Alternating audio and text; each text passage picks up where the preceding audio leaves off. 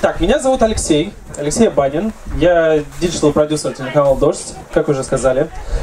Если вы смотрели интервью у Дудя с Ксенией Собчак, там Дудь предъявлял Собчак, что она украла картошку у одного из сотрудников телеканала.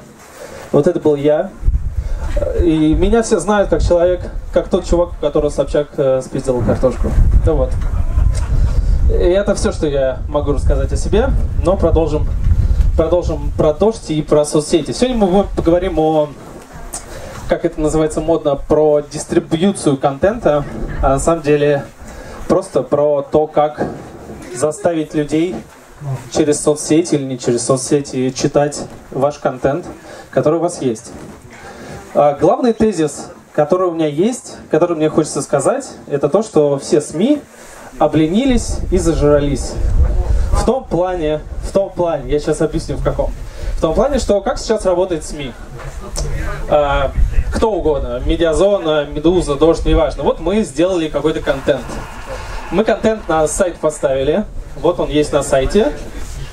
И все продюсеры, все редакторы, все авторы этого контента, они такие поставили, все, я молодец, я сделал. Я это сделал, еще кинул в Твиттер, такой типа, вот смотрите, я молодец. И все. Как бы, несмотря на то, что это только вот создание контента, это только, половина работы, если не меньше. Потому что сейчас, особенно там, чем дальше, тем будет хуже, вот это общество потребления информации в соцсети, оно усложняет очень сильно работу. Потому что вот какие есть точки входа людей на сайт, на какой-то конкретный контент. Есть их несколько, но основная это соцсети. Это, естественно, соцсети. Есть еще пуш-уведомления, есть еще email-рассылка, есть прямые заходы и прочее, но самое главное это, естественно, соцсети. И сейчас мы будем про них говорить. Если у вас сразу возникает вопрос, сразу спрашивайте. Потому что мы же говорим про то, как вы потребляете контент, и как мы пытаемся заставлять вас потреблять наш контент. Поэтому, если сразу хотите, сразу что-то говорите. Вот. Можно следующий слайд, я не знаю. Забота. О, как мило. Спасибо. Слушай, это гораздо приятнее. Так вот, несмотря на то, что у Дождя достаточно много людей, это причем данные где-то апреля, сейчас на Ютубе уже 500 тысяч, в Телеграме 40, там вот миллион в Фейсбуке, 2 миллиона в Твиттере. Это не значит, что как только мы дали ссылку в Твиттер, сразу 2 миллиона так раз и прочитала статью. Если бы всем вообще все равно, что ты постишь в соцсетях. Вот. Так вот, насчет точек входа. Естественно, основная это соцсети, но если мы берем три главных героя, это пользователь, СМИ и сама соцсеть, то тут возникает конфликт интересов. Потому что главный вопрос у СМИ, зачем СМИ соцсеть? СМИ нужны соцсети, чтобы люди, естественно, переходили из этих соцсетей по ссылкам, по карточкам, переходило на их материалы. Зачем пользователю соцсети и СМИ? Пользователь в соцсетях должен сидеть и не вылезать из них. То есть, условно, я когда захожу в какой-то Facebook, я хочу просто листать ленту, смотреть фотографии, смотреть какие-то посты и прочее. Как только меня какой-нибудь СМИ говорит, перейди-ка к нам на сайт, ты такой, я тут сижу вообще-то, что ты? То, что выглядит это всегда так, когда мы сидим в соцсетях, листаем, что-то делаем, как-то еще слушаем музыку какую-нибудь ВКонтакте. Условно приходит Смирнов, такой к вам, и такой, заходи к нам на сайт, у нас классно. Давай, заходи. И такой, отстань. Я тут вообще-то развлекаюсь, я отдыхаю. Потому что на соцсети, мы отдыхаем там, А мы такие, давай к нам. Вот, конечно, пользователю это не надо. А еще самый главный конфликт в том, что соцсетям как таковым вообще не надо, чтобы пользователи уходили на другие ссылки. Вообще не надо. Поэтому тут возникает такой конфликт интересов. Несмотря на то, что все СМИ в курсе, что люди не хотят переходить по ссылкам, и что соцсети не хотят, чтобы переходить по ссылкам. СМИ продолжают делать то, что делали 10 лет назад, то, что делали 5 лет назад. Продолжают просто постить сраные ссылки. И, ну, естественно, там меняется, иногда появляются какие-то подводочки, там какие-то красивые. Естественно, СМИ, которых проблемы с этикой, с самоцензурой, они делают какие-то ужасные кликбейтные заголовки, они делают кликбейтные подводки. Ну, вы знаете, что такое кликбейт? А, не знаешь. Кликбейт — это, ну, как вот я... Ну, клик — это клик. Ну, понимаешь. Короче, сейчас объясню. Это какие-то такие подводки, которые заставляют тебя нажать. То есть, условно, есть такой кликбейт, как прямолинейный, в лоб. Ими пользуются всякие желтушные, отвратительные СМИ. Условно, Пугачева увидела голову Галкина, и что было потом? И такой, что там было? Ну, вот, это как бы, это такие в лоб. Есть как бы, естественно, более развитые СММщики пользуются какими-то непрямыми кликбейтами. Условно, если Forbes выделил, вот недавно была новость про то, что Forbes сказал, составил список топ-10 лучших вузов России. И, в принципе, это тоже кликбейт, но это работает. Ты говоришь, представляете, а МГУ только на 3-м месте. И ты такой, а что ж на 1-м-то, да? И ты сразу переходишь. Но это не так в лоб и не так паршиво, как делает Лента.ру и Новая и Life News. Но, в принципе, это тоже работает. Вот. Это я про кликбейт. А можно, что там? Я просто не знаю, что там. Я сегодня... так вот. Единственное, что делают СМИ уже 5 лет, и что научились делать, это делать картинки с цитатами дня. Они конкретно задолбали. Это вот все, вот и Медиазона, Медуза, вот Дождь делает, и RTVI. Делают все. То есть, если просто вы возьмете Твиттер или возьмете в Фейсбуке, ВКонтакте, неважно что, и посмотрите, как выглядит лента, да, там бывает, конечно, постят какие-то фоточки СМИ, пытаются какие-то фотографии, иногда какие-то видосы, но если про какую-то дополнительную сущность, кроме подводка и ссылка на сайт, это цитаты. И, наверное, вы этого не замечаете, когда подписаны, там, может быть, не на всех, но в СМИ происходит так обычно. Значит, вот губернатор Липецкой области сказал какую-то хреноту про немцев, про вот сборную Германии, про то, что они вылетели, потому что это вот они поубивали всех во Второй мировой, и вот души наших русских их изгнали, чтобы они не попали в плей-офф. Губер сказал. Естественно, все СМИ срочно, кто первый сделает карточку с цитатой. Ну, потому что, это не новость, ты не можешь написать, что... Не, мы написали все. Нам трафик нужен. Вот, мы все равно, чтобы не просто ссылку, да, но мы еще картиночку сделали. Да, и сразу все... И тут такая начинается игра, кто первый сделает цитату, и потом просто открываешь Твиттер, и если вы подписаны на все СМИ, у вас сразу там одна и та же цитата, просто по-разному оформлена, так красиво. Если еще там условный RTVI, где есть большой мультимедиа отдел, они иногда заморачиваются, еще что-то, условно, на Медузе там вообще никого нету, и у них, и на Медиазоне тоже нет, у них просто вот есть один темплейт, они туда вот засунули, и нормально. Вот. И классно. Вы мне скажите, вы вообще подписаны на какие-то СМИ в соцсетях? А на какие? На Дождь. А еще, Медузу, естественно. 7 на 7. О, Лентач. Лентач, да. Информетр. Кто? Информетр. Окей, я не знаю, что это. Информетр. Я посмотрю, да. Хорошо. Так вот, я не знаю, часто ли вы, вот листая там ВКонтакте, вот кто на кого подписан, часто вы переходите по ссылкам? Не журналисты. Журналисты, понятно-то?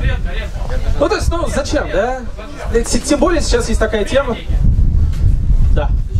Во-первых, сейчас есть еще проблема у пользователей в том, что, во-первых, все читают заголовки, у нас такая культура того, что все прочитал заголовок, в принципе, понятно. И из-за того, что времени мало, у тебя куча контента, у тебя куча всего, у тебя куча друзей, еще миллиард соцсетей, надо все проверить. Я не знаю, сколько у вас тратите время с утра на проверку всех соцсетей? Очень много. Хорошо. Друзья, давайте к вам обратимся. Зачем проверять соцсети? Потому что это важно. А вдруг Путина свергнут? Да, а мы не в курсе. Ну тебе придет пуш-уведомление. А вдруг нет? А? Да? А как? Скажите, лучше проверка соцсетей, это твоя деятельность. Тебе интересно, ты можешь дать опыт. Ну да, ну, к сожалению, сейчас соцсети это как бы первый, ну не второй, точно, это первый наш дом, где у нас, во-первых, все друзья. Да, кто же спорит-то? Кто же спорит? Там все друзья что-то делают, что-то фотографируют, что-то пишут, тебе хочется узнавать, что происходит. Поэтому как-то там все и сидят, да. Ну и кто интересуется новостями, соцсети для новостей это очень интересная штука, потому что ты можешь очень быстро, классно узнавать, что происходит.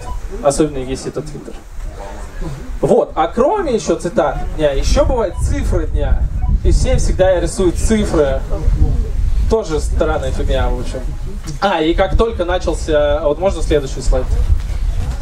Как только начался футбол, все начали делать карточки на счет по футболу.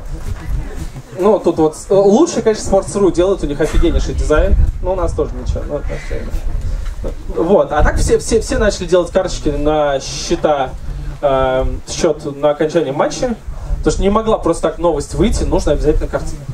Но в целом, вся проблема в том, что это, конечно, когда ты подвязываешь какую-то картинку, какое-то медиа, какое-то видео, а не просто постишь ссылку, это, конечно, увеличивает твой охват. Увеличивает, во-первых, охват через соцсети, потому что алгоритм соцсетей считывает это лучше, чем просто перейди по ссылке. Вот, я посмотрел на тебя и забыл, что я хотел сказать. Что я сейчас говорил вообще? Про алгоритмы что-то, да? Да, про алгоритмы. Да, что-то. Да, так вот, и никто, и смотря, 5 лет прошло, 10, никто из СМИ не придумает вообще ничего другого, как по-другому завлечь людей через соцсети на свои сайты. Нет креатива. А? Нет креатива. Да и как-то даже желания нет никакого, понимаешь, да? Вот, а? Почему? Я не знаю, слушай. Может, нет, Значит, это работает, поэтому... Нет, это плохо работает. Особенно чем дальше, тем хуже.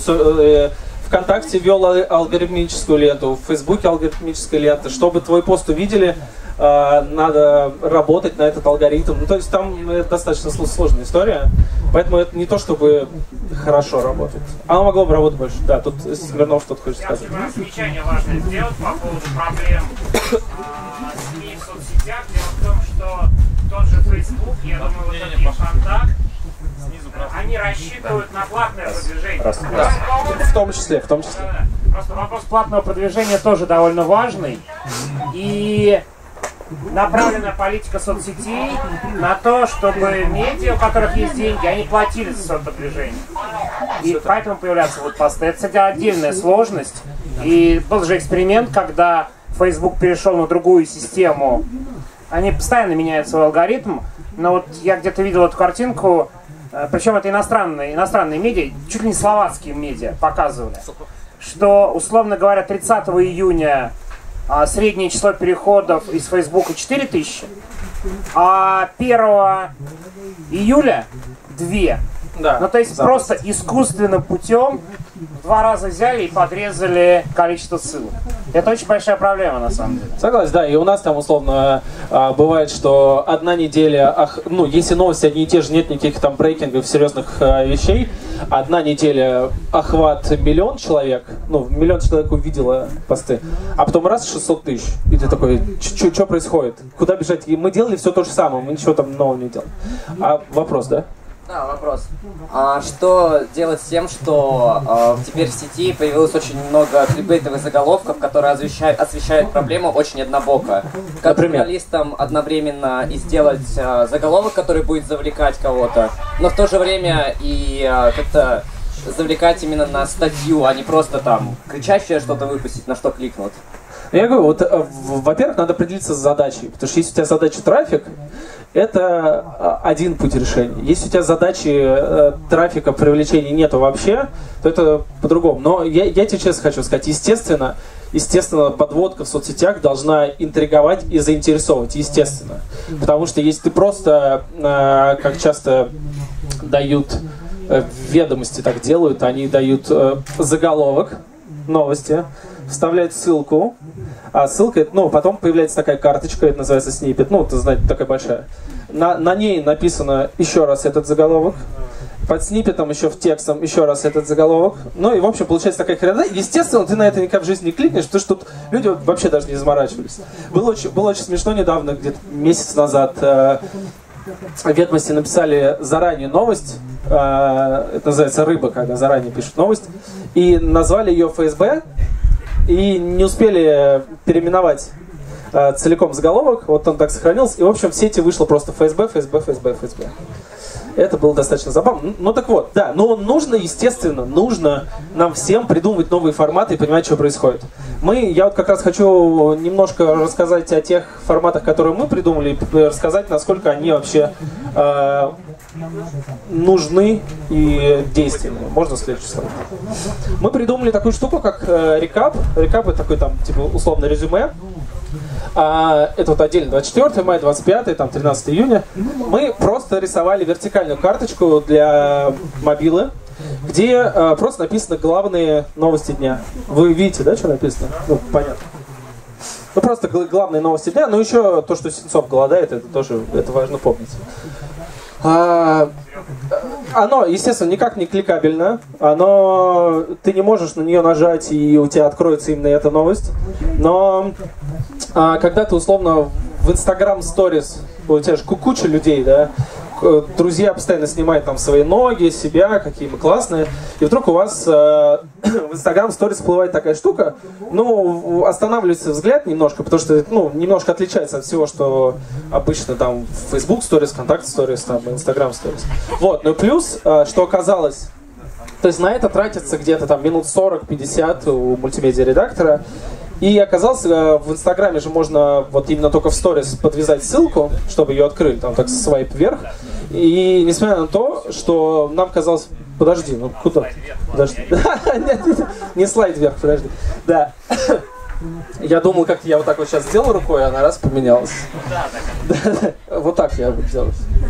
Так вот, и оказалось, что достаточно много переходов по этой штуке, потому что люди видят какие-то важные новости, понимают, что они что-то пропустили, либо их просто заинтересуют, они переходят на сайт посмотреть на какую-то картину дня. И достаточно оказалось, что очень странно, достаточно действенная штука, хотя мы ее делали не для переходов, а просто, чтобы опять же придумать какой-то новый формат, что-то новенькое. Видали? Вот. Мы начали очень много... Да, мы очень много начали делать... очень много начали делать всякой инфографики именно для соцсетей. Потому что инфографика обычно такая удел РБК, когда в каком-нибудь лонгриде огромнейшая такая картинка, и там все что-то происходит. Это самая страшная картинка тут, потому что очень много всего, но... Как оказалось, она очень сильно привлекала внимание. Это были перестановки в составе правительства. И чтобы, естественно, вот вы сидите, и вот вы сейчас листаете, условно, ленту ВКонтакте, и вы такие натыкаетесь на СМИ на какой-нибудь, и он говорит: представляете, в правительстве половину людей поменяли. И вы такие: вау, блин, так интересно. Прям я сейчас пойду почитаю. Какие там, вот я до этого фамилии не знал, а сейчас там еще будут вообще новые, я вообще не понимаю, кто это. То есть за счет такой карточки мы смогли там немножко заинтересовать людей, но еще тут получилась очень классная штука, потому что наш мультимедиа-редактор, он заранее эту штуку готовил, но было непонятно, кто именно будет, и у него где-то одно из этих мест, он вместо имени фамилии написал «Министр Министрович», просто, заранее, чтобы потом заменить, но не заменил. Вот. И эта картинка очень сильно разошлась именно из-за того, что там было написано «Министр Министрович». Какая разница? Зато у нас потом переходы были. Вот. А я не знаю, что там дальше. Кстати, запустился Instagram ТВ, если вы не в курсе. Вы не в курсе? Нет, в курсе. Смотрите, кто знает. Да? И, поднимите руку, кто слышал про ИГТВ. Да? Так вот, на самом деле, это очень залипательная штука. Вообще, Instagram залипательный как таковой. Обновите приложение Инстаграма, и оно там есть внутри, это ИГТВ. Там можно заливать видосы до 10 минут, а какие-то классные ребята могут заливать до часу, потом дадут всем возможность смотреть до часу.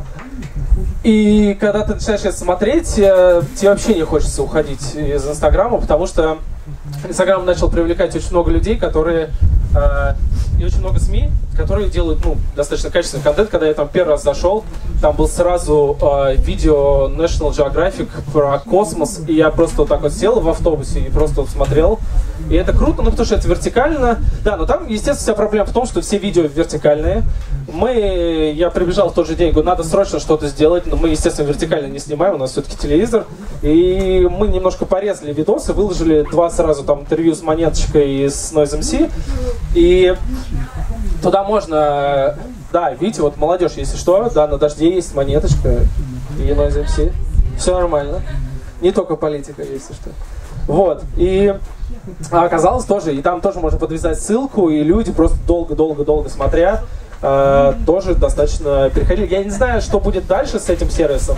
Я очень сомневаюсь, что он будет хорошо работать. Я понимаю прекрасно их тактику о том, что, естественно, люди первоначально смотрят все вертикально и держат телефон вертикально. Но если сейчас люди будут специально снимать только вертикально, только для Инстаграма, я чуть не уверен. Но там будет какая-то бойня с Ютубом точно. Но посмотрим. О, сейчас, пока не включай ничего. Я расскажу. В чем фишка?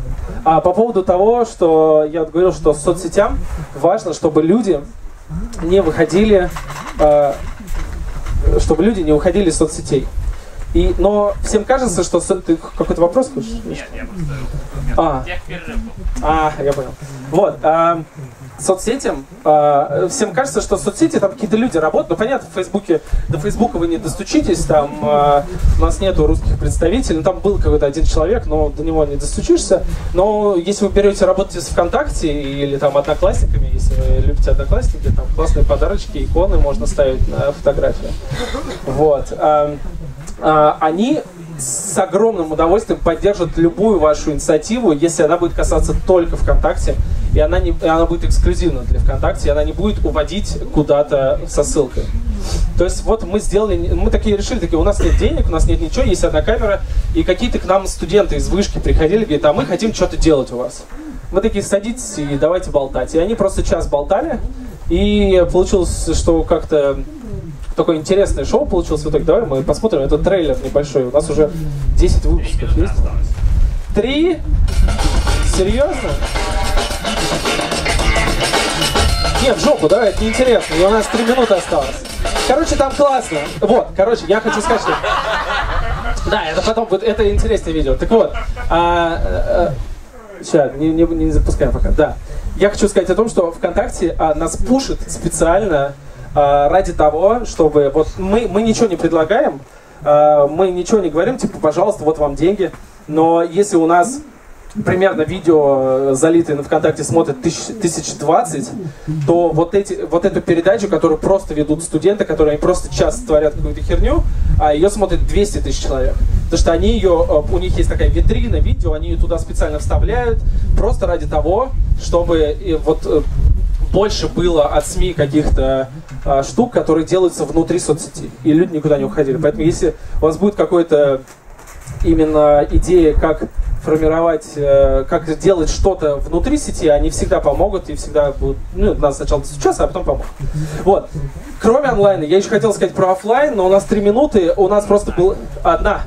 Короче, очень классная штука была, мы придумали в Екатеринбурге, поставили билборд, на котором написали «Дождь смоет ложь», а ложь написали другой краской. И, давай, запусти. Так вот, и вот так билборд стоял 2 недели, и каждый раз, когда шел дождь, и у нас было на сайте веб-камеры, можно было посмотреть, что происходит с билбордом. Каждый раз, когда шел дождь, можно было купить подписку в 2 раза дешевле. Он получился очень забавный кейс.